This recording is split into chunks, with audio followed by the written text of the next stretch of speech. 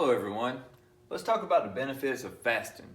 Now there's a reason it's in the Bible from the Old Testament to the New Testament over and over and over, because if you implement it, you'll live a longer and healthier life. As far as things to do to actually take care of your body, sleep is number one. There's nothing you can do that's better for your health than sleeping. But number two is actually fasting.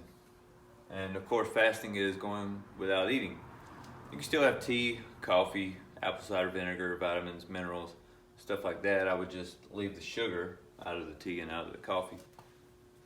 And to go over a few benefits, a lot of these benefits really come into place when you go at least 16 hours. And the longer you go, the better.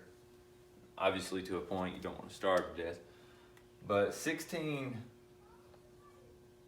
to around 19 hours is when a lot of the good things really start taking place.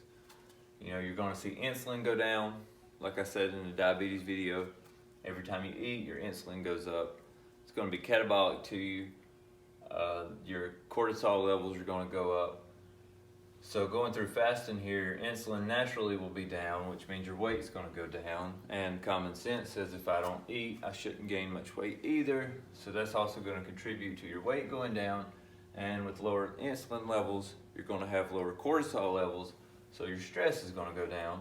And when your stress goes down, your weight's going to go down, if you're getting where that's coming from. Also, if you cut out sugar, if you cut out a lot of carbohydrates, if you're eating good healthy fats, good healthy proteins, lots of greens, and go at least 16, say 19, 20 hours a day without eating, your weight will fall off like crazy. Now, inflammation is going to go down too for a lot of the same reasons. You're going to notice some of them aches and pains in your joints are probably going to go away. I can really tell the difference in basically when I eat what I should and what I shouldn't, and my inflammation levels. And fasting will definitely help in that. Now your brain function is going to go up because you're going to produce more brain cells.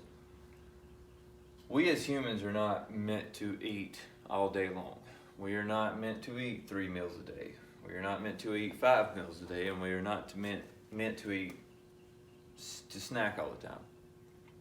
We're meant to eat good food that we kill and that we grow, and we're meant to move around in between. Our bodies are designed this way, and when we live this way, our brain is going to function better, because back when they were killing woolly mammoths, they didn't have a woolly mammoth on every corner to kill, and their brain was still going to have to work even if they went 3 or 4 days without finding something to eat. Now your HGH goes up too. And that's really important if you're a guy, and it's really important if you don't want to get old too fast. Human growth hormone, super important. You know, it makes muscle go up and it makes fat go down. And what guy don't want that? You have to fast a little bit longer to see very drastic results in that, but if you can go 48 hours, if you can do a 2-day fast, your human growth hormone will go up 500%. If you go around 72 hours, which is very hard, but it can go up about 4,000% if you go that long without eating. You would think, you know, I'm scared to go a day or two without eating because I don't want to, you know, withdraw my body from protein and my muscles start breaking down. It doesn't work that way at all. Like I said, we're designed to do that. So instead of your muscle breaking down, your body's gonna say, I'm gonna use all this fat that I store for energy as energy. Now eventually when all your fat's burned up, then your body will start breaking muscle down.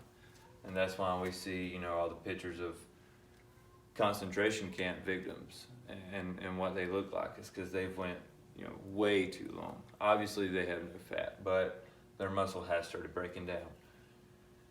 That doesn't happen for quite a while though.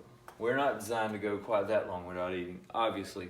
But, I mean, if you can make it a few days, this right here is going to shoot up.